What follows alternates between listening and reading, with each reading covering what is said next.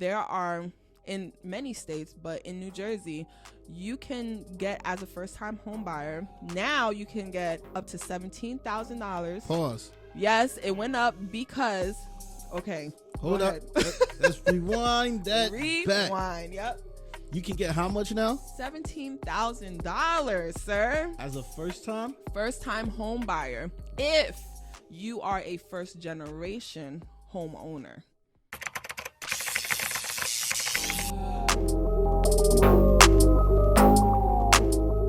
What's up, y'all? Welcome to another conversation with Dro. I'm excited today, y'all. I have my sis with me. I've known her for over 10 years. Are we going on over 10 years? More than that. 10 plus years, man. So I'm excited about today's conversation.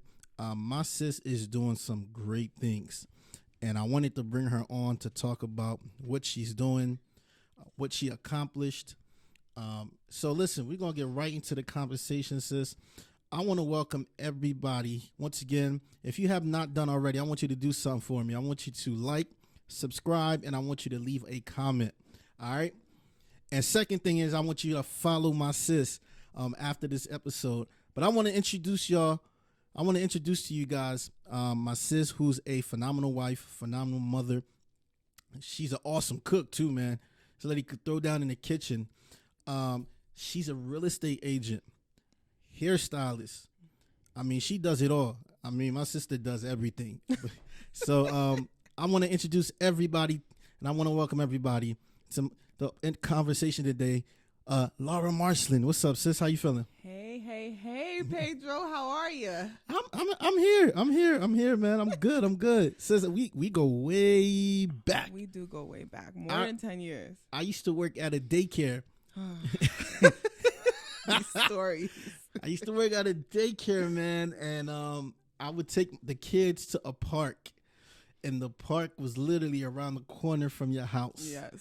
And she would come and see me at the park when I should be working. We having legit conversation while the Not kids working. Nobody watching them kids. They running around. I'm like, who hired Dro to watch their kids? But somehow, That's my sis, man. She'll come down and talk to me, man. We had some dope conversations. And I think one of the most exciting days for me when you told me you and my best friend are talking. Mm-hmm. And y'all went from talking to being married. Wow. With now 4 children. Yeah. So my sis married my best friend. That's crazy. It was a dream come true / prayer answered. Yeah. So I'm excited, man. I want to get into the conversation today since you're doing a lot.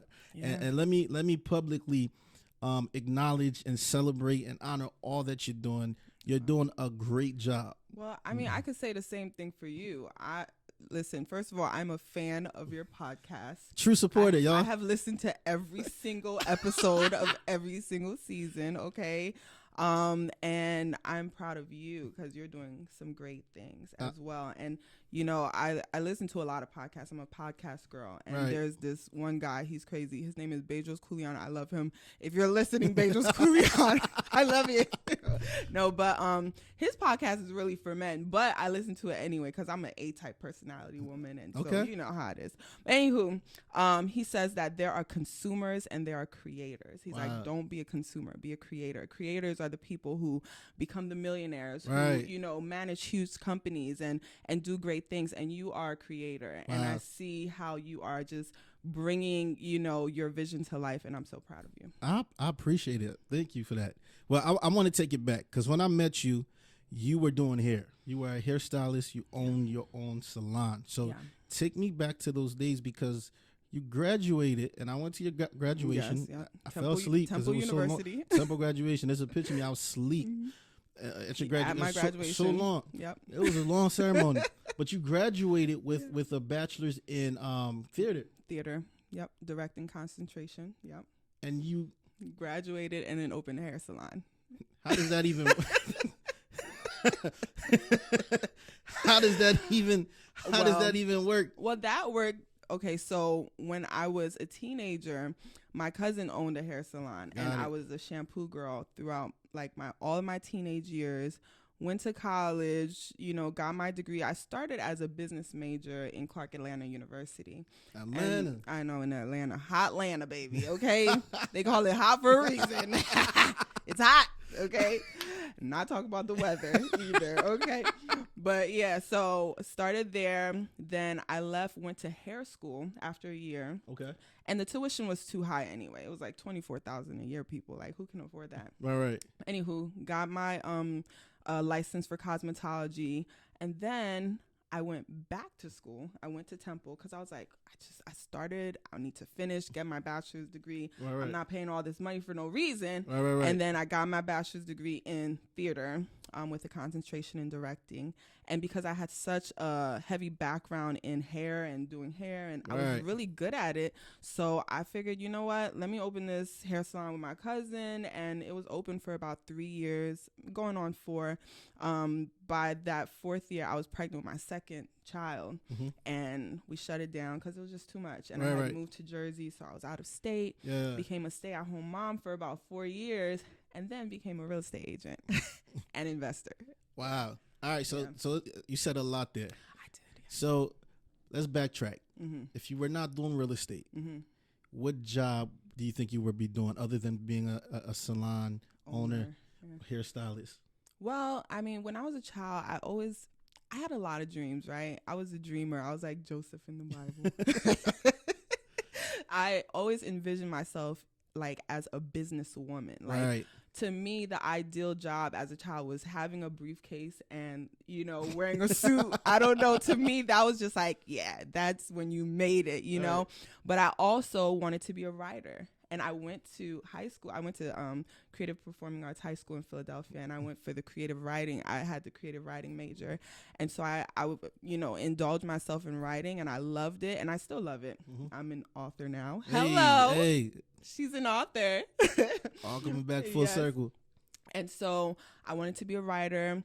I always saw myself directing, being, behind the cameras and, directing plays. I wanted to be in the theater. I wanted to be in the theater world. And, that's why I got into theater arts, in college as well. So, I mean, I saw myself in a lot of different ways. And that's the thing about me. Anyone who knows me, I'm like the jack of all trades. Like, for sure.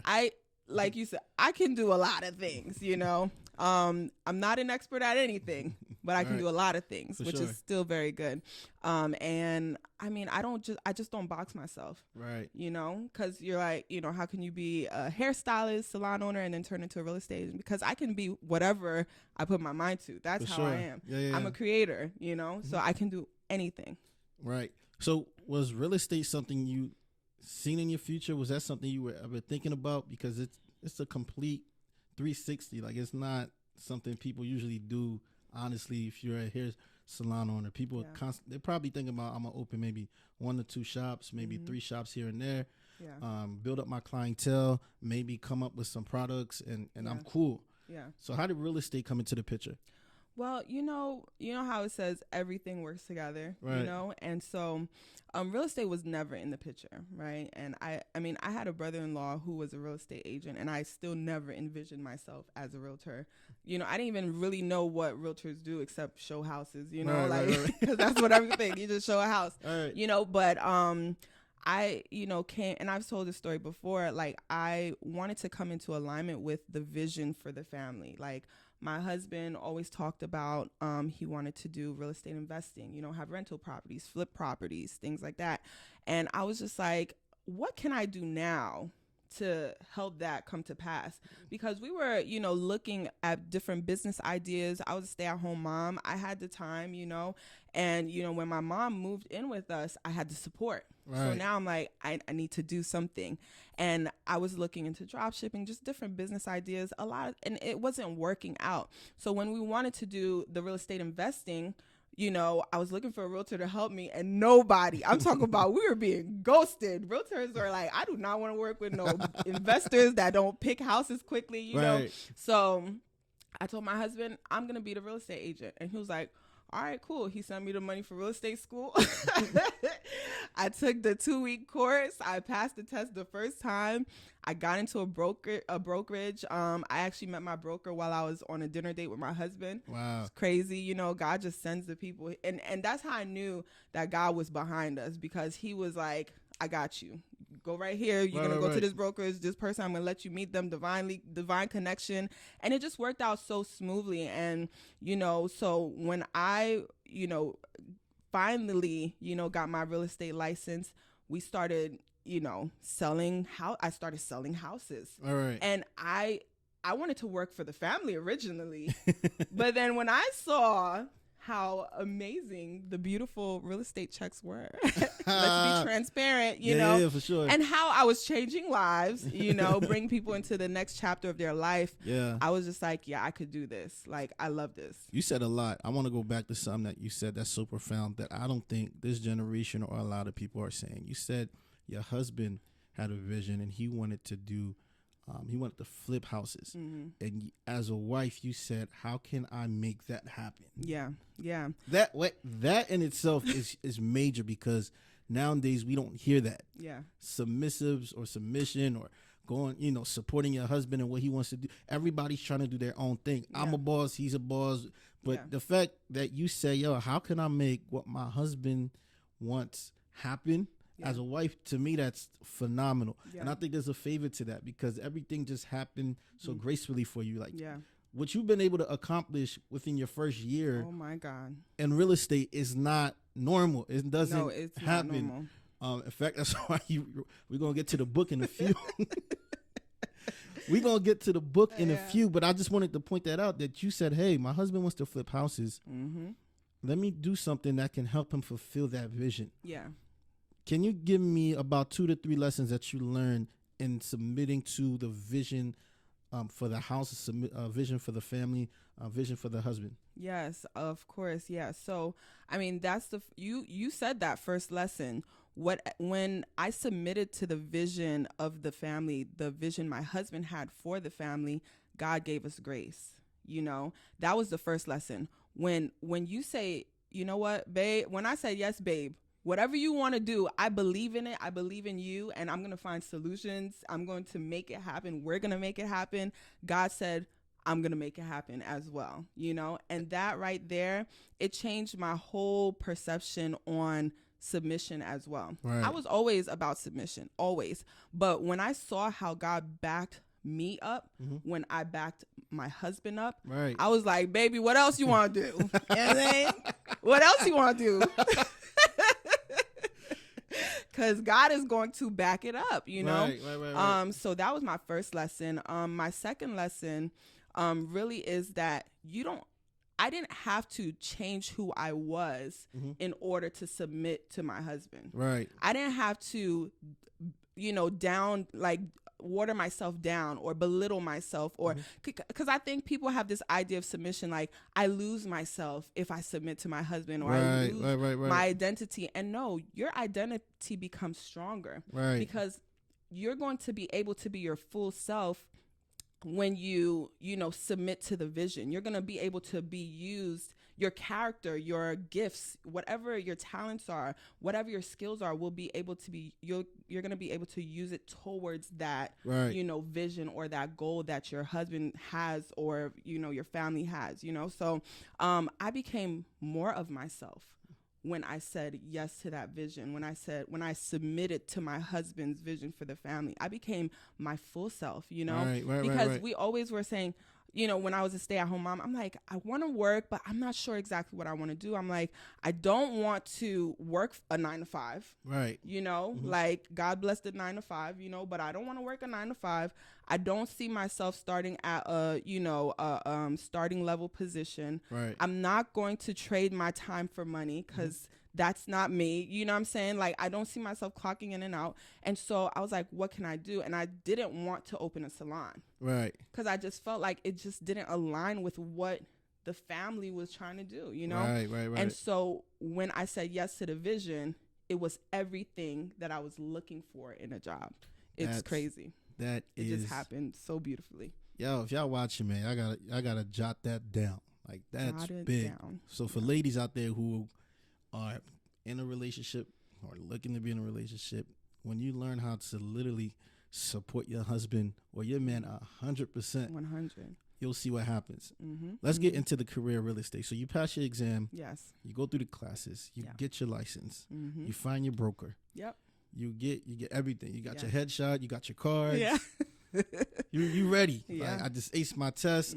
I don't know nothing. I passed, but hey, we gonna make this. For those who don't know, real estate is it's tough. It is. It's tough. There's so much laws and rules and regulations you got to learn about just that state. So by the time you finish it, it's like, yes, I passed, but you feel like you still gotta go back and study because you want to make sure you're the best real estate agent you could be. You get your first listing. Yes. Yeah. Walk me through that experience. Okay, so even before the first listing, let's talk about first. I was 7 months pregnant, guys. Okay, I want to remind you that the whole time. I mean, when I took my test, took the course, took my test, all that. I was 7 months pregnant. Got into the brokerage, 7 months pregnant, going into 8 months. So I was very, very pregnant. Okay, part of me wanted to stay at home and be like, you know what? After I give birth to the baby, we'll get into this. Right. The other part of me, that determined, ridiculously ambitious side, was like, you're going to sell a house before you give birth to this baby. That was the other side. And I always submit to the crazier side of me, you know? And so I'm like, you know what? I'm selling a house. So my mindset was like, you don't know anything about real estate, so you have to be around everyone who knows everything about real estate.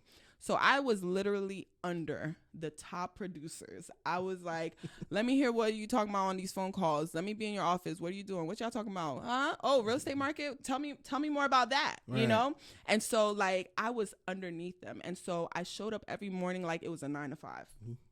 I would drop the kids off to school and go straight to the office, and they have little booths in the office, and I would just log into the computer and scroll through the MLS because I have nothing to do, you know. But I was listening, I was learning, and then before I had the listing, I had a buyer. Right. Right. Wow. Yeah. Okay. I had a buyer like right into it because a mutual friend of ours was buying a house, and so I was looking at houses with her. Within 2 weeks of being in the brokerage, I had my first listing because I showed up in the office. The person called in and she was like, we're selling our house. We need an agent. I was the first one in the office. They gave me the listing. Wow. It was just that simple to show up, you know, and I'm going to talk about that more with the book because, you know, the book that I wrote, it was about how I succeeded in my first year. And the first chapter in that book is about showing up. Just show up. Right. Because there's so much that happens. And this is a life lesson, not just for real estate, for anything. For showing up. You have to show up. Show up for yourself. Show up for your business. Show up for your family. Show up for your life. Show up for your kids. Show up for your church. Show up in every aspect of your life in order for things to start moving, you know? Because if I stayed in bed that day and was like, I'm too tired, I'm so pregnant, you know, like I don't feel like it, I'm nauseous, because I was all of those things. But I said, I don't care that my hip feels broken right now. I'm going to limp myself into that office and make sure that I get a sale before I give birth, you know? That's awesome. I want to touch base on that because I think they say that the first year as a real estate agent, most people, they don't even sell one. I think it's probably 2 max. Right. If that. So your first year, they say you don't really do good. You're supposed to sell maybe 1, maybe 2, but no more than that. Yeah. How many did you sell your first year? Well, okay, my first 12 months. Yes. I would say my first 12 months. Because I'm still this is my second year, so it's been about a year and a half. So my first 12 months, I want to say I sold about 12 houses. Yeah. 12 houses. Yeah. But I mean, we not just gonna go past that.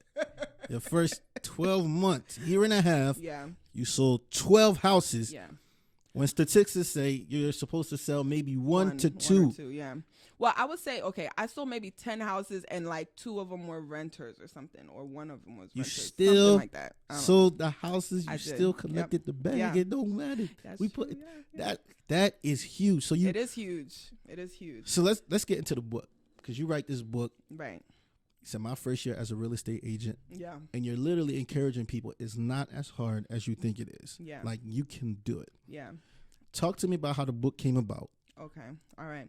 And I want to say something about what you just said, not as hard as you think it is. So there's this bold law, because I took a bold class and I love bold. I mean, anyone that goes to KW, they know about bold classes. It's basically a mindset class. Right. I had invited you to come, sir, but I know you was busy. Teaching y'all.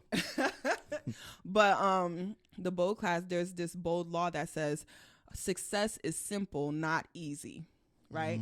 So in this book, I have simple steps that will lead to success, or especially in the formative years of being a realtor and essentially in an entrepreneur, a business owner, because that's what a real estate agent is, you know.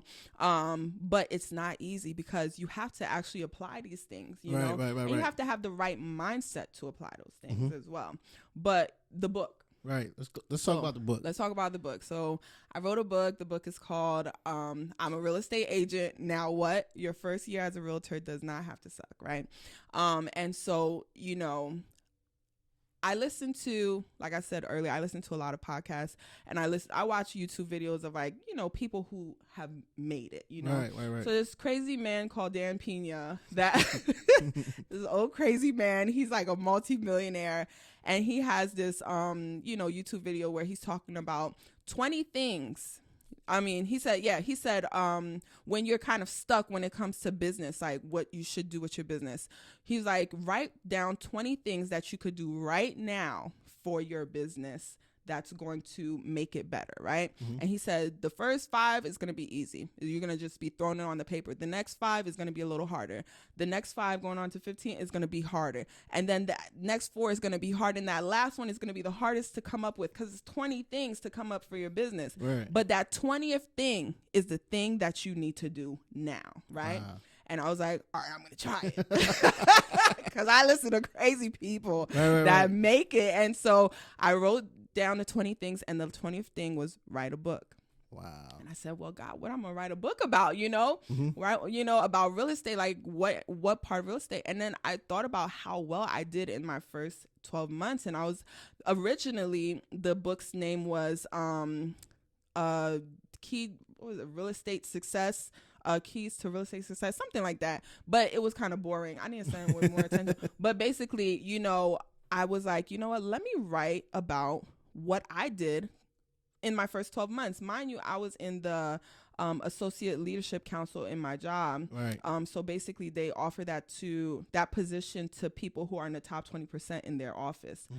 So I was in the top 20% within my fourth month of real estate. That's a flex. That's we're not gonna skip past that like it's nothing. I mean, it is something, you know. It's top 20%. It is something, top 20% in 4 months. Yeah, you know, I'm not boasting, you know, when I say these things. I'm saying it because I want people to know that it's possible. Right. You know, you do the work, it's possible. You show up, it's possible. Right. You take on the right habits. You take on the right things, base for the basic and foundations of your business, and it's possible. Anything is possible. There's nothing that's impossible. And when I put my mind to something, sir, okay, it will happen, you know. So I wrote the book, and you know, like, there's so many different chapters in there, and it's a really easy read. You know, it's not a long book. It's about 64, 65 pages with journal prompts in it as well. And basically what it does, it gets you in the right mindset for real estate. It gets you in the right mindset for business. And I dare say it gets you in a right mindset for life, you know, because certain things in the book, when it comes to showing up, have a goal, you know, some simple, regular things, you know, make the call, make yourself visible, show up, use social media as leverage. These things, you can do that for any part of your life. Right. You're a brand. Everything that you do speaks for who you are as that brand. So I don't care if I'm a stay-at-home mom. I don't care if I'm a hairstylist, a hair salon owner, or a business person, or a minister, or whatever.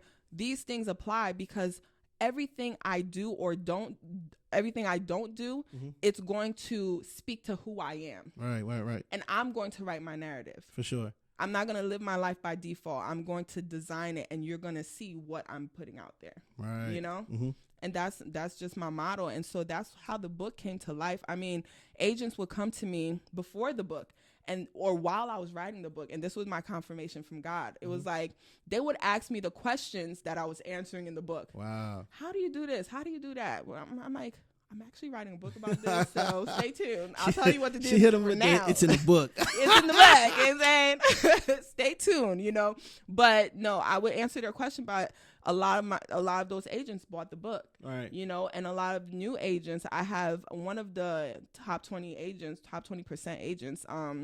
He bought 10 copies of the books and gave it to all of the new agents that's taking the PC coaching in Keller Williams. So thank you so much, Yogesh. Okay, we love you for that. You know, but the support is real. You know, I was able to present it at my market center during our sales meeting, and people were just really glad that there was something out there like this. And I think what happens too, as well, is that experienced agents forget what it's like to be a new agent. Yeah.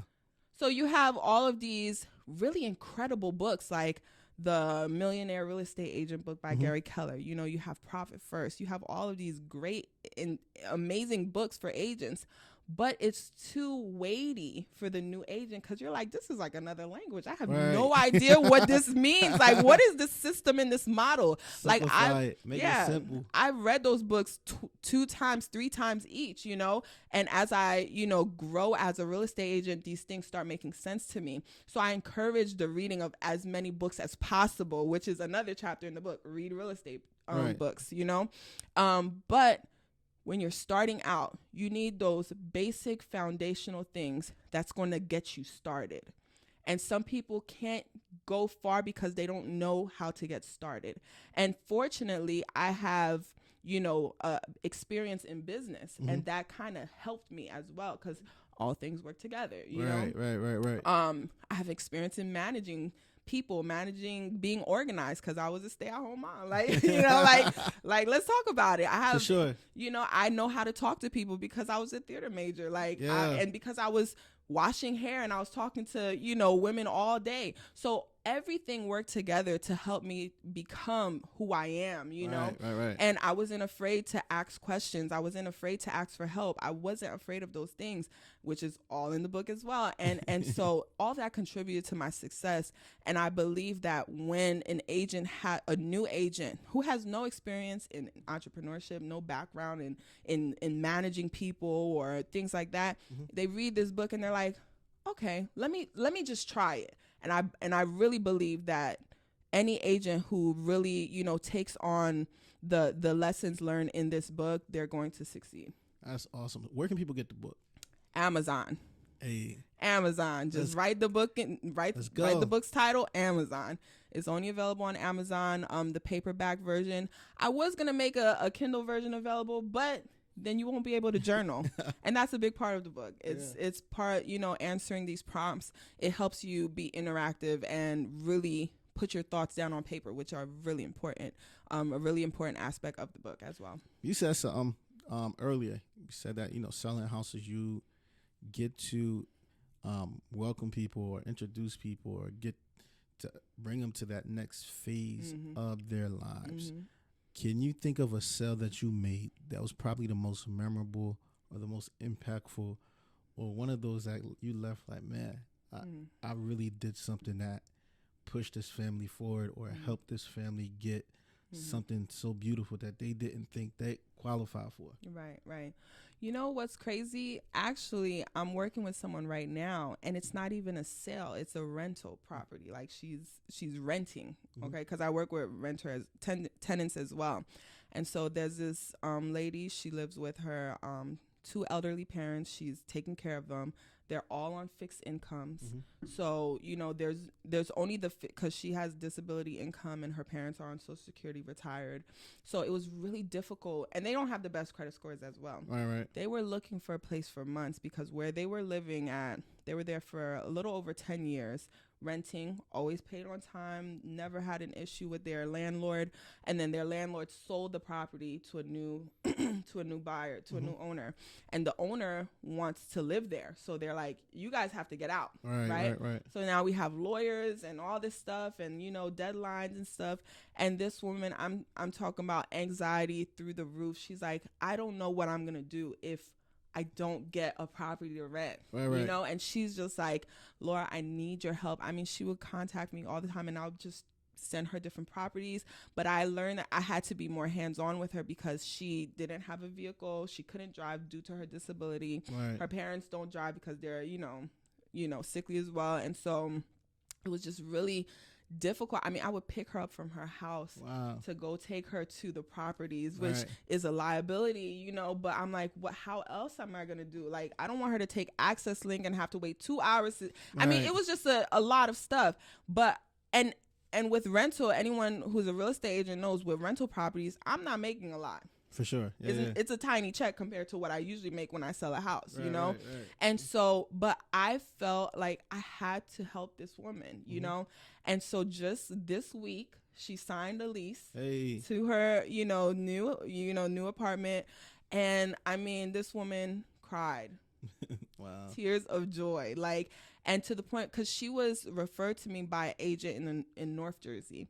And that agent was like, you are going to be the referral agent for our whole market center, Laura. Wow. She was like, you don't even know what you just did right now. And I'm like, thank you. But I felt like that was one of the ones, you know. It wasn't a huge check. It wasn't a big old dream house.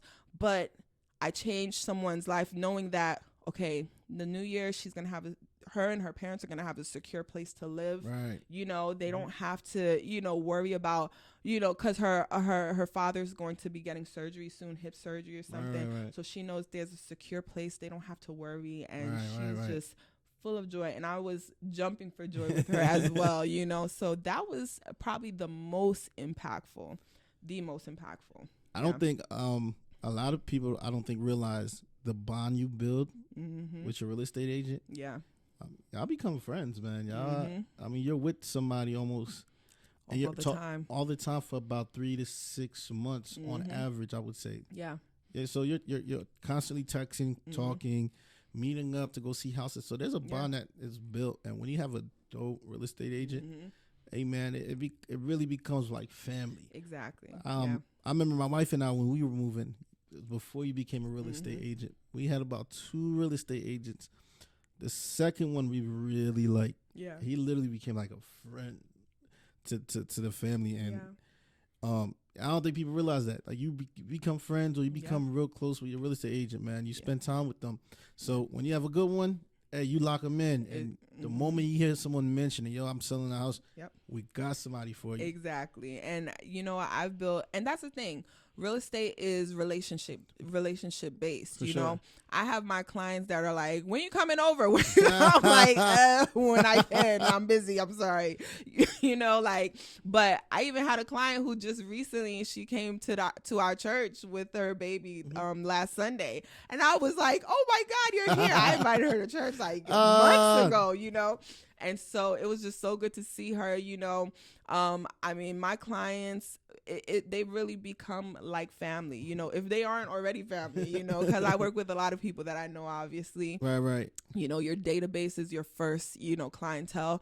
But I mean, like, I was already a people person, you know, but even more so now, you know, because it's not only when you're in that transaction, you have a relationship with that person, but even afterwards, you know, I try to stay connected as much as possible, even if it's through an email or a text message, you know, because your business, you know, when it comes to being a real estate agent, your future business comes from your past clients as well. A lot of your future business, because I got a lot of referrals from my past clients. You know, I have clients that are sending me more clients. So that's a big part of my business. And that's when that velocity takes place, you know, because at first you kind of have to work your hands, work it. And you're finding all these new clients. But once you build a clientele, it starts to work for you. For sure. You know, I want to get into the process of buying a house. Yes.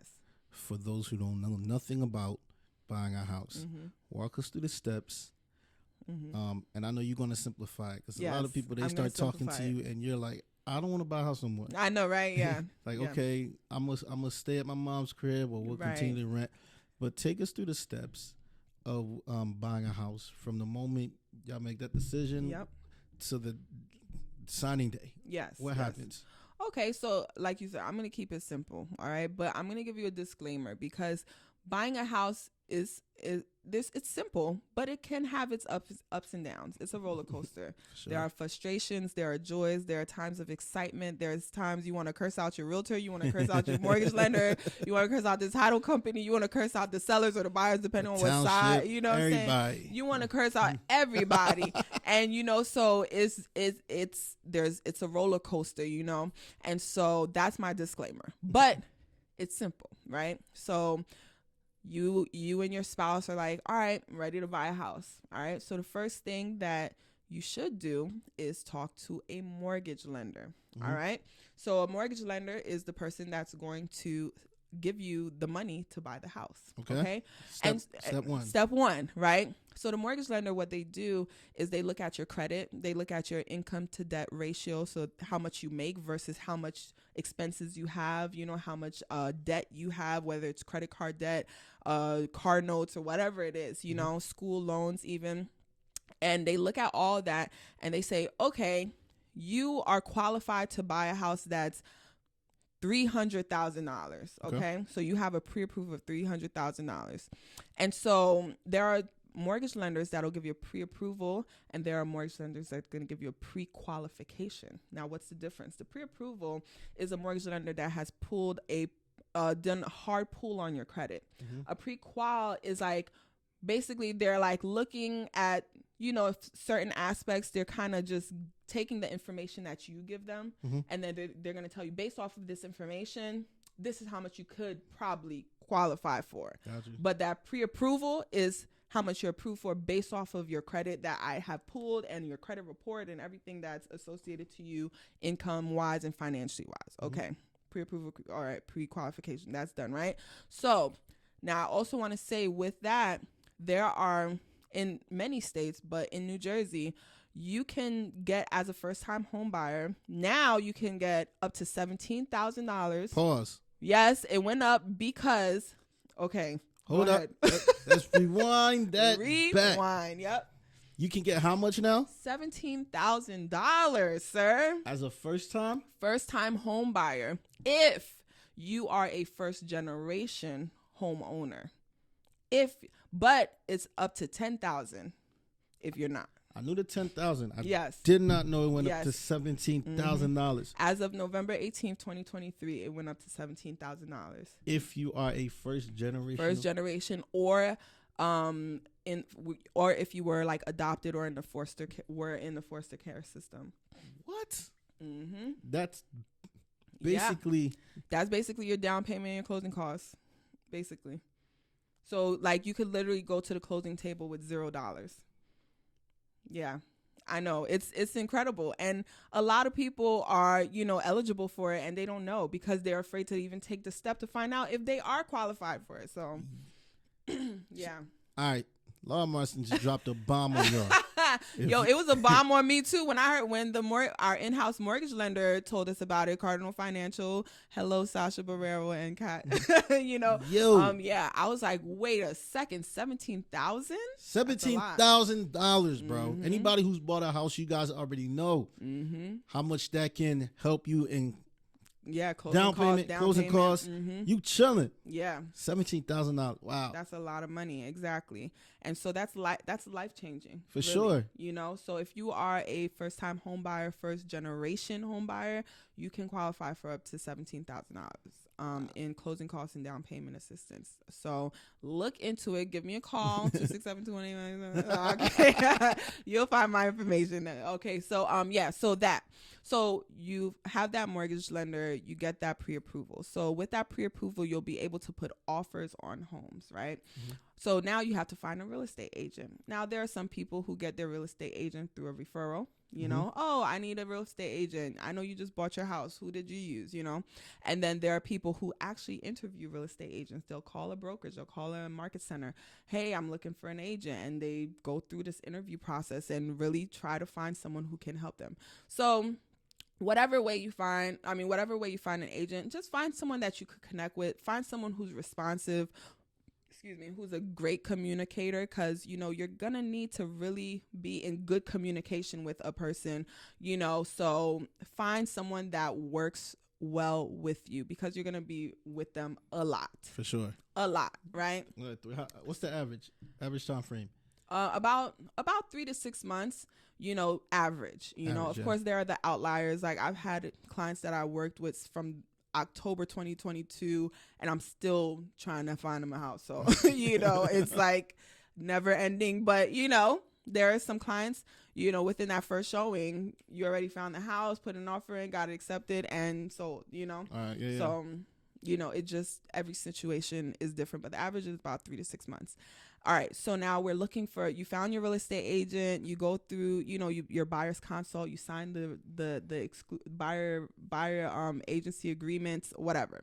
Now you have to go look for houses, right? So again, every situation is different, right? So, because there are clients that will send me 1 million houses and say, I want to see X, Y, and Z. And I'm like, okay, great. Let's schedule them. And there are clients like, show me some houses, like send me something, or just schedule it, make the appointment, and I'll show up, you know? Right. So everyone is different. So that's why communication is key, because I always ask clients, like, how do you want to do this? You know, do you want to send me things? Do you want me to send you things? Are you comfortable with me making the choice for you? And, you know, like, we go out and see it. So it just depends. Right. But when you do find that house that you love and you have that pre-approval and you're ready to go, you have to write an offer. So let's say you're approved for 300 again, right? And the house is, you know, 310, you know, depending on the market, is depending on how you're going to make that offer. So if you have a good agent, they're going to know, they're going to understand the market. They're going to understand how to communicate with the agent in order for them to have leverage when making that offer. They're going to put a lot of different things, because, you know, people, again, they think a real estate agent just goes in and they're just like, okay, you like the house? All right. They like the house. Let's buy it. You know, it doesn't happen like that. A lot of people can be looking at the same house and there could be multiple offer situations, you know, and it can get really, really crazy, you know. Bidding war. Yes. Hey, man, people don't play, man. People write letters. Yep, write letters. Sentimental letters, man. Yeah, people do a lot. I know, and so it could get really crazy out there. So just because you're not the only one looking at the house, and so, you know, you have to have an agent that knows how to put in an offer that's going to get the attention of the seller. All right, now you got the house. Your offer is accepted. Now contracts, you have to write. There's, you know, you're going to be sent a contract, and any good agent is going to explain that contract to you, and you sign the contract. Now you are under contract. All right. Now let's make the process a little even simpler, right? You're under contract, inspections. So you're going to have lender inspections, you're going to have an appraisal, you're going to have a home inspection. A home inspection entails, you know, you could be getting a radon inspection, mold inspection, termite inspection.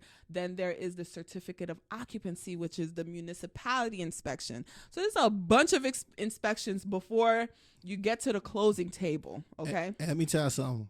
The real estate agent takes care of majority of this, y'all. Yeah. I know it sounds a lot. You're like, what? Yeah. The real estate agent's job is to take all that hard stuff and make it really simple for you. Yes. And just say, hey, inspection on Thursday. Yep.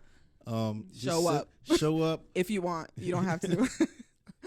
So don't get scared like, oh, it's a lot. No. The real estate agent takes care of a lot of this stuff. Yes, a lot of this. I've gone to inspections for my clients, especially out-of-state clients, you know, gone to inspections with them, explain the inspection report, and then use that inspection report as a negotiating tool to get credits, concessions, or, you know, just a better deal for my clients. So a lot of this stuff, yes, you are very much involved as the buyer. Right. But you know, I am taking on the weight of it so that you can have a smooth, you know, a smooth transaction. Right. You know, and people don't know about all of the, you know, they'll feel the bumps, but the real estate agent's taking a lot of the bumps, you know. Right. Like, for instance, I have a client that we listed their house for a certain amount, and the appraisal came in way, way lower because they weren't considering other certain houses outside of the subdivision. Mm-hmm. And so, it was a really tough situation because they're like, you told me my house was worth this, Laura, and now, and I'm like, well, I can't really control what the appraiser says, Mm-hmm. and I didn't know that in North Jersey, they don't look outside the subdivision to appraise the house, so of course, I have to take the fault of that. And of course, they're like, pointing the finger at me, and I had to take it. So a lot of that comes back to me, but as long as we communicate and work together to get to the closing table, I think it can be a great situation for everyone. It's just, we just have to work in a place of understanding. For sure. So y'all heard it. Communication is key. Yes. Make sure you find a real estate agent that you like. Yes. All right, don't just go with the one you seen on Facebook ads or right. Exactly. Take your time to interview your real estate agent. I will say this because we had one guy, shout out to Alex, he's a dope guy. Mm-hmm. We were looking for houses, and anyone who knows me, Redfin is like my Instagram. Right. I'm constantly saving houses on there. Yeah. If I could afford them or not, like I'm on Redfin. $3 million houses. You like, I like that one. And I get mad when they sell them. So I'll never forget. I would overlook houses on Redfin that didn't look good in the pictures, right? And I remember my real estate agent was about to show me this house. I said, I seen this online. It looks horrible. Why would you take me? He said, right. Never dismiss a house because of how the pictures look. You always want to go see them in person. Yes. It's like, that's a good agent. When I went to see the house, it was a beautiful home. It was just, pictures was just horrible. Right. So when I got my house now, same thing happened. Right. The owner, which I met later on, was about 4'2". And he took the pictures himself. And all the pictures were... So you imagine a 4'2" guy taking a picture. Oh, it's like a baby taking a picture. With an old school phone. Every single picture was mad blurry. Like, oh my God. But I'm like, I listened to my list. I said, I want to come see this house. Right. Came to see the house. It was a beautiful home. Literally. Same thing happened. I had a client. I would send them a bunch of houses, and they're like, I like this one. I want to see that one. I don't want to see that one. And so one time there was a house, the house that they actually bought, they saw it and they're like, hate it. And I was like, we're going to see the house, and they're like, we said we didn't like the house. I said, we're going to go see the house. Went to see the house. It was the house that they bought and they're currently living in now. Wow. Yeah. Listen to your real estate agent. I want to hop into this segment, myths about buying a home. Oh, there's a lot of myths out there. There's a lot of stuff you're hearing online. Yeah. You don't know what's true. You don't know what's not. You hear people saying you don't buy a house. Then you hear people saying you do buy a house. Yeah. Then you hear people saying you should rent for the rest of your life. Then you hear people say you shouldn't rent for the rest of your life. Can you give us some myths that you heard people say that you're like, that's not true? Like, this is what it is. Yeah. Okay. Well, the first myth is that you have to have 20% to buy a home. That's the first myth, because you don't need 20% down payment to buy a house. So pause right there. Okay. Somebody was like, I need 20%, and we're going to set you free today. The real estate agent said it herself. Yeah. She went to school. She passed the exams. She's selling homes. Houses, yeah. She's telling you don't need 20%. Continue. You do not need to put 20% down to buy a house. So there are different mortgage loans that you can get, that you can qualify for. So there's the FHA mortgage loan where you only need 3.5% down, okay, to buy the house, 3.5% of the purchase price, or a conventional loan where you can do between 3 and 5% to buy the house. So, with conventional loans, I've seen people put 3% down. I've seen people put 5% down. And the difference between those mortgages, the FHA is usually for people with, I believe, 620 credit score and a higher debt to income ratio, and they're a little more stricter when it comes to the appraisals. And then there are the conventional mortgage where you have to have a higher credit score, I believe 680, and a lower debt to income ratio. Okay. And then, so 5% and 3.5%. If you don't want mortgage insurance, then you can put 20% down with that conventional. That's only if you have conventional. But, you know, the only people who have to worry about putting 20% down, 20 to 25% down are investors. So if you're not going to live in the property, then you are required to put 20 to 25% down. Got it. Yep. I want to ask this because I know there's probably some people listening. Like, I hear all that. I hear all this $17,000 and 3%. But the way my credit is set up right now, I can't even finance a dollhouse. My goodness. The way my finances are set right now. Right. So what advice do you give, one, to those who have bad credit and they're trying to get a house? And what resources are out there from your end? For people who have bad credit and are trying to get a house. Okay. So one thing I'll say about bad credit is this, right? So a lot of different situations can cause you to have, you know, poor credit, you know. The first thing obviously is if you have maxed out credit cards or, you know, debts that are in default, in loans that are in default. And so there's a level of preparation that has to take place in order for you to get a house. You know, you can't just say, all right, you wake up one day, I'm going to buy a house today. You know, your things have to be in order. So if you have some credit issues, you know, obviously you have to pull your credit, see what's on your report, see what you can pay off. And then of course there are credit repair specialists, people that will charge you an arm and a leg to take things off of your credit report, you know, take hard inquiries off and things like that, which are great. They can definitely bring your credit score up. You can consolidate different types of loans. That also brings your credit up as well.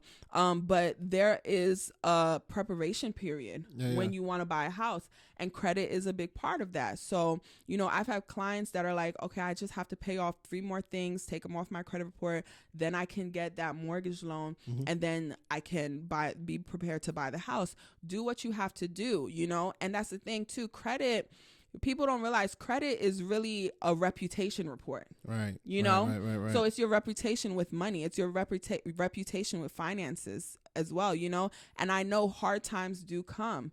But for those who are just irresponsible, you know, if you can't, you know, manage your money and have a good credit report in response to that, it's going to be hard for you to manage a mortgage. Right. It's going to be hard for you to pay your bills on time. It's going to be hard for you to keep a house, you know, in order and keep your, you know, cause you got to pay for 30 years. Right. You got to pay that mortgage for 30 years. You know what I'm saying? Like, and so if it's hard for you to pay off that credit card bill every month, imagine having to pay $3,000 to $2,500 every month for a mortgage, you know, not including the utilities because you're not renting, right? So you have to get your things in order. But there are credit repair services. There are a lot of different programs in place to help get your credit in order. You just have to do a little research. This is what I tell people. Everyone always knows how to find the latest news on their favorite celebrity. You Google it. So if you're looking for credit repair, Google it. Like, go to Google, go find someone, go do some research, you know, for sure. Like, go ask someone, talk to someone, find the information that you need through the resources that you have, because there's everything you need to know is out there. All the information is out there. For sure. So do your work, do your research. Well, ladies and gentlemen, there's a lot to unfold. We bringing Laura back. I only gave you one myth. Okay. Give us another myth. Another myth? Give us another myth. Another myth about buying a home. One more myth, okay? Yeah, one more Another myth about buying a home. All right. You know what I want to do? Give me your favorite myth about buying a home, and let me debunk that myth. You answered it. I think you need 20% down. You need mad money down. Yeah. You need a perfect credit. Okay. Okay. All right. I got one. Okay, go ahead. All right. Insurance, interest rates are too high. That's the other one. That's enough. Yeah, go ahead. That's a big one, right? So recently, you know, interest rates have gone back down, but they were up about 8%, but they were at the 6% range for a long time. So mind you, during the pandemic and even before that, interest rates were at about 2 or 3%, right? And then they jumped up to 6% after the pandemic, right? And everyone's like, oh my God, interest rates are so high. They're so crazy. What am I going to do? And in reality, when you look at the history of interest rates, 6% is considerably lower because in the history of interest rates, most of the time interest rates were up to the double digits. Yeah. Okay. So there are people that were buying houses in like 1970s, 80s, 90s that had double digit interest rate. Wow. Okay.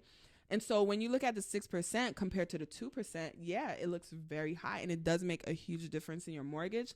But in the history of interest rates, it's considerably low. Wow. And it's never a bad time to buy a house. Because what happens when you buy a house, right? This is what happens. You pay the mortgage, so now you have equity. Right. Equity is what you get, is what you're putting into the house, is all those payments that are literally when you sell the house, you get that money back, right? So it's like a saving account almost, Yep. And then there's the appreciation, of your house. So that means the market value of your house goes up through the years. So I'll give you an example. My mother, she bought her house in Philly in the year 2000 for $70,000. $70,000. Okay. In 2000. All right. 3-bedroom, 1.5 bath, like a standard home for 70 in Philly for $70,000. Right. When she sold it in 2021. Yeah. 2021. She made, I want to say about 90,000. No, she made like the profit that came into her pocket. She made about, I want to say 120,000 on the house.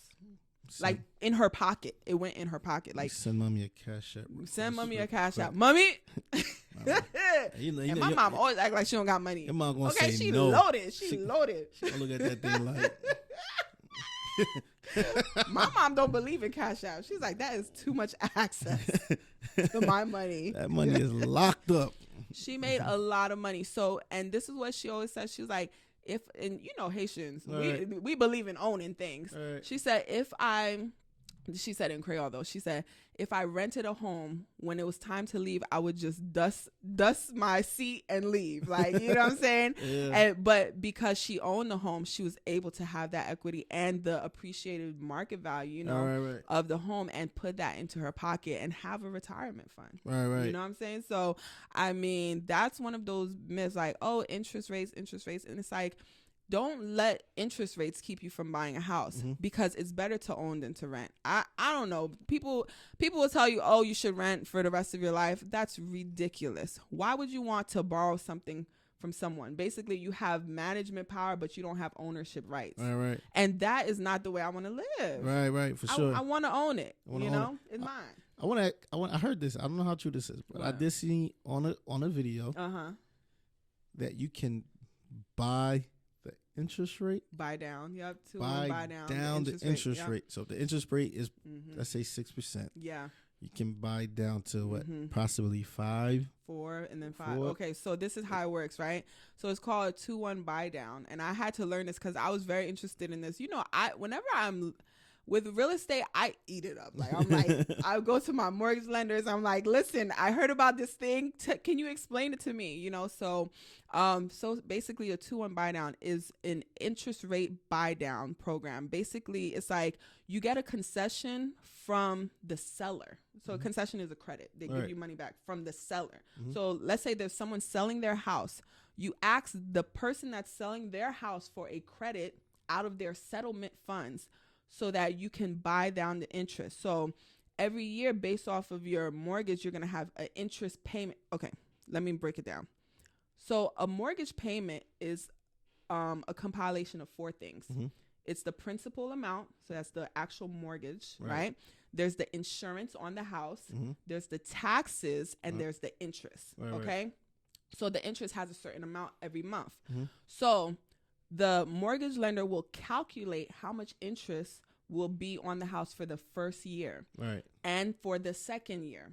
All right. So for the first year, you can buy down the interest at 2%. Right. So that's why it's called a 2-1 buy down. Okay. I got it. So if it was 6%, now it's 4%. So you're going to buy down that 2% for the first year. And then that second year, it's 1 more percent. So 1%. So now it's from 6% to 5%, whatever that is. Okay. And then they bring that money together. They ask the seller to give you that money as a credit. Okay. And the mortgage lender holds that money, or whoever, you know, your mortgage holds that money, and then they're paying off that interest so that your mortgage is lower for 2 years. I got it. Okay. Okay. So it's a great program. A lot of people, you know, especially it works better in a buyer's market. Okay. Because when the market is competitive, you know, a seller's market, a seller's like, I have people that are begging me for this house and they're not asking for that. Right. But in a buyer's market, you know, when there's a lot of inventory, you know, and not that many buyers, you have the option to negotiate, you know? Yeah. So that 2-1 buy down program is legit. Yeah. All to say, ask the real estate agent, and she'll take care of it. Well, listen, y'all. I hope y'all enjoyed the conversation. Yes. This is not the last time. We're bringing you back. Come on now. All right. It's another conversation, another podcast episode. Once again, I'm proud of you. I'm proud of what you're doing. I'm proud of your accomplishments. I know this is not it. No, there's way more. I'm working on so many things. I know this ain't it, y'all. It's not the last time y'all going to hear from Laura Marcelin. She's doing so much, y'all. Y'all, I want y'all to stay connected with her. Follow her on Instagram. What's your Instagram hashtag? Laura Marcelin Realtor. There we go. Get her book on Amazon. All right. Now, this is what I'm going to do. If you're watching this and you're like, I want this book, I'm going to buy 5 copies. Oh, my God. Thank you. I'm going to buy 5 copies, and I'm going to give it to 5 listeners who really want to get this book and learn about real estate and how to buy a house and what to do. All right. Yes. Thank you. No problem. You got to support sis, man. I got to support sis. But ladies and gentlemen, I hope you guys enjoyed the conversation. I hope you enjoyed the episode. I'll see you soon with another episode of Conversations with Dro. You guys take care. God bless.